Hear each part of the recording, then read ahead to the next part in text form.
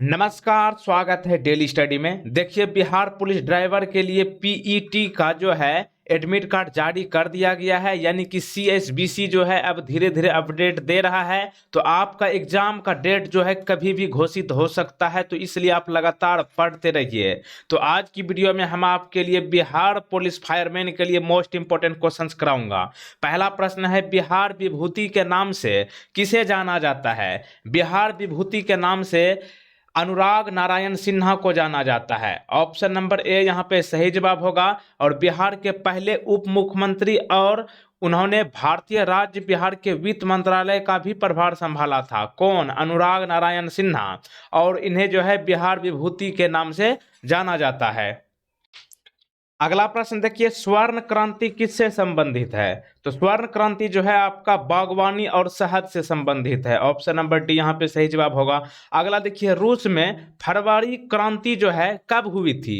तो ये हुआ था आपका 1917 में। Option number D. और लेनिन द्वारा जो है 1917 ईस्वी में रूस में फरवरी क्रांति किया गया था। किसके द्वारा? लेनिन द्वारा, ध्यान रखिएगा। अगला देखिए, सुप्रीम कोर्ट किस अनुच्छेद के तहत जो है रीट जारी कर सकता है? तो ये जो है सुप्रीम कोर्ट, यानी कि सुप्रीम कोर्ट के लिए जो रीट जारी किया जाता है, ये संविधान के अनुच्छेद 32 में बताया गया है। तो देखिए, रीट कितने प्रकार का होता है? 5 प्रकार का। ठीक ना, ध्यान रखिएगा। कितने प्रकार का रीट होता है? 5 प्रकार का। रीट का क्या मतलब है? तो रीट का अर्थ है किसी व्यक्ति को अपने मौलिक अधिकारों की रक्षा के लिए सर्वोच्च न्यायालय या उच्च न्यायालयों में जाने का अधिकार होना। और सुप्रीम कोर्ट जो है अनुच्छेद 32 के अनुसार रीट जारी करता है।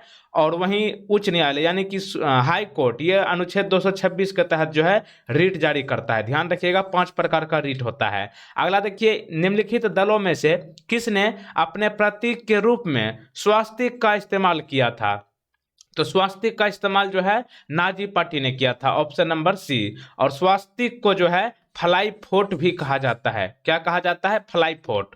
अगला देखिए, जिन वाक्यों में घृणा, हर्ष, शोक, आश्चर्य के भाव प्रकट और विस्मय आदि बोधक चिन्ह का प्रयोग होता है, उसे क्या कहते हैं? उसको कहते हैं विस्मयादि बोधक। Option number D. उदाहरण के लिए यहाँ पे देखिए ना, ये वाला चिन्ह जो है ना, यही होता है विस्मयादि बोधक। जैसे वह जो है यहाँ पे विस्मयादि बोधक होगा। जैसे वाह, तुमने तो बिहार पुलिस में सिलेक्शन ले लिया।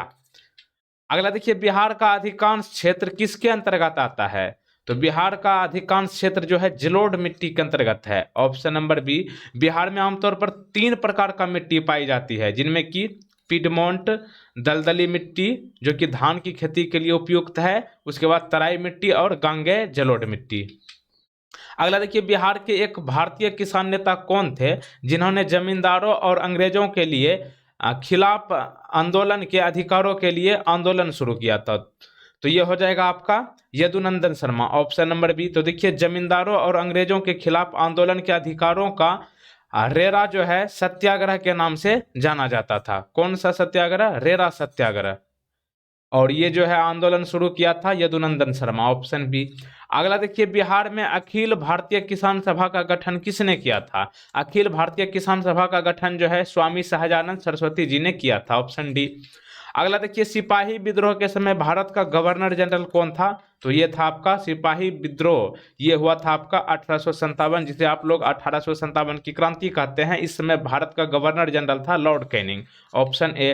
अगला देखिए, 1857 की क्रांति को सबसे पहले सैन्य विद्रोह किसने कहा था? सैनिक विद्रोह जो है 1857 की क्रांति को सबसे पहले जॉन लॉरेंस ने कहा था। Option number C. अगला देखिए, इंग्लिश का प्रश्न है, वन वर्ड सब्स्टिट्यूशन।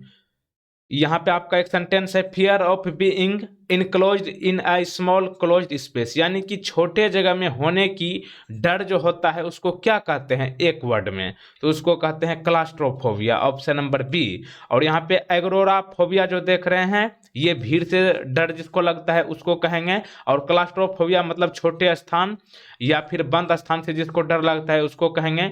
जिनोफोबिया का मतलब किसी अनजान व्यक्ति से जो डरता है उसको जिनोफोबिया कहते हैं। और पैथोफोबिया जो है जिसको बीमारी से बहुत ज़्यादा डर लगता है उसको पैथोफोबिया कहते हैं। अगला देखिए, 1857 की क्रांति की शुरुआत कहाँ से मानी जाती है? मेरठ से होगा।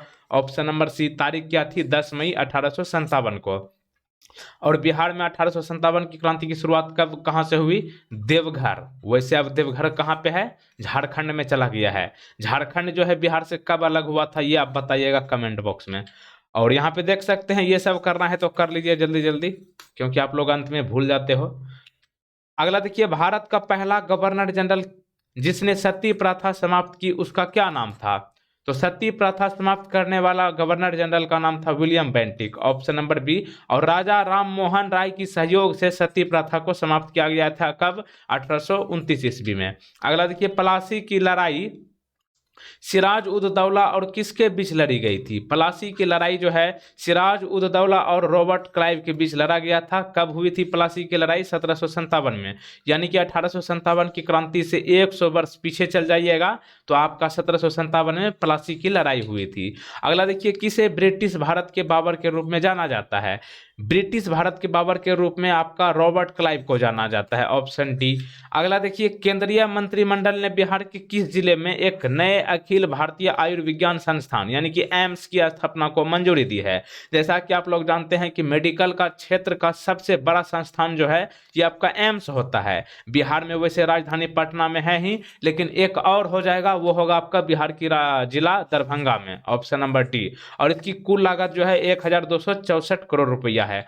अगला देखिए, ऐसे शब्द, हिंदी का प्रश्न है, ऐसा शब्द जो दो या दो से अधिक शब्द, वाक्य या फिर वाक्यांशों को जोड़ने में काम करता है, वे शब्द को क्या कहा जाता है? उसको कहते हैं समुच्चय बोधक, ऑप्शन नंबर सी। उदाहरण के लिए, वह दफ्तर से आया और सो गया। देखिए दो काम हो रहा है एक साथ। वह पहले तो दफ्तर से आया, उसके बाद क्या किया? सो गया। तो इसको क्या कहेंगे? समुच्चय बोधक वाक्य। अगला देखिए, भारतीय संघ के किस भाग में संघ और उसका क्षेत्र विषय दिया गया है? संघ और उसका क्षेत्र जो है ये आपका भाग 1 में दिया गया है, ऑप्शन ए। अगला देखिए, UNHCR का फुल फॉर्म क्या है?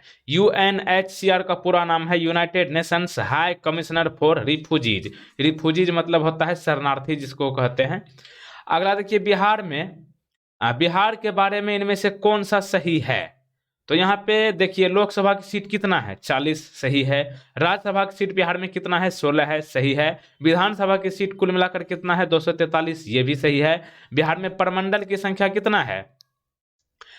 38 नहीं है, 9 है। जिलों की संख्या जो है ये आपका 38 है, लेकिन प्रमंडल को इंग्लिश में डिवीजन कहते हैं। ये बिहार में कुल मिलाकर 9 है। तो यहाँ पे ऑप्शन नंबर कौन सही कीजिएगा? देखो यहाँ पे गलती हो गया, इस ऑप्शन ए गलती हो गया है। बिहार के बारे में कौन सही है? तो यहाँ पे 38 के जगह पर जो है ना 9 लिख दीजिए। बिहार में प्रमंडल की संख्या कितना है? 9। और उसके बाद सभी आंसर कर दीजिएगा उपयुक्त सभी, ऑप्शन नंबर ई, ठीक ना। लोकसभा की सीटें 40, राज्यसभा की सीटें 16, विधानसभा की सीटें 243 और प्रमंडल की संख्या 9। ध्यान रखिएगा, जिला नहीं है ये, 38 है, गलत है, इसको 9 कर दीजिएगा। उसके बाद उपयुक्त सभी सही जवाब होगा। अगला देखिए, ओम के नियम किस पर लागू किया जाता है? तो ये किया जाता है आपका प्रतिरोधक पर, ऑप्शन नंबर ए। तो देखिए, प्रतिरोध की SI क्या होती है? तो ये होता है आपका ओम, और ओम जो है इस तरह का होता है, इसको इसी तरह से दर्शाया जाता है। अगला देखिए, मिस्र की राजधानी कहाँ है? मिस्र की राजधानी है काहिरा, ऑप्शन नंबर सी। अगला देखिए, इंग्लिश का प्रश्न है, choose the correct assertive form of the following sentence from the given options. Assertive मतलब सकारात्मक, यानी कि पॉजिटिव सेंटेंस आपको यहाँ पे आपको बताना है। जैसे कि ये देखिए सेंटेंस जो दिया गया है, बुक्स आर नॉट अवेलेबल, मतलब किताबें उपलब्ध नहीं है। नहीं को हटा देंगे तो इसको क्या बना देंगे?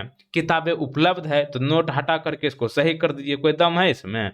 तो क्या हो जाएगा? Books are available, option number A यहाँ पे सही जवाब होगा। असर्टिव का मतलब होता है पॉजिटिव, यानी कि सकारात्मक, अच्छी। पॉजिटिव मतलब यस वाला, और यहाँ पे निगेटिव यहाँ पे दिया गया है, यानी कि नोट को रिमूव कर देना है, हो गया, कोई दम नहीं था इसमें। अगला देखिए, संविधान के किस अनुसूची में 22 भाषाओं का उल्लेख किया गया है? तो संविधान के 8वीं अनुसूची में जो है 22 भाषाओं का उल्लेख किया गया है।